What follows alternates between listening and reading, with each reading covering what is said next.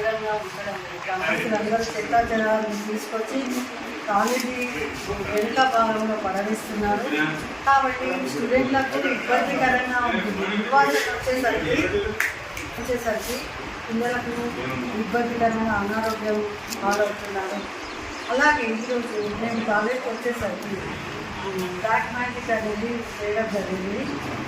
దానివల్ల పిల్లలకు ఇబ్బంది పడుతున్నారు, భయభ్రాంతులకు గురవుతున్నారు. వాళ్ళు వచ్చి మాకు చెప్పడం జరిగింది. మేము కూడా స్వయంగా చూసినాము. ఇలా ఎక్కువ సంస్థలను కోరుకుంటున్నాము. అలాగే అధికారులు కూడా వెంటనే స్పందించి మరి గ్రామస్తులకు కొన్ని సూచనలు ఇవ్వాల్సిందిగా తెలుపుతున్నాము. ప్రహరీ గోడలు లేనందున ఈ బ్లాక్ మ్యాజిక్ అనేది జరగడము, పిల్లలకు ఇబ్బందులు అనేది కలగడం అనేది జరుగుతుంది. కాబట్టి అధికారులు స్పందించి వెంటనే ప్రహరీ గోడలు నిర్మించాలని కోరుకుంటున్నాను.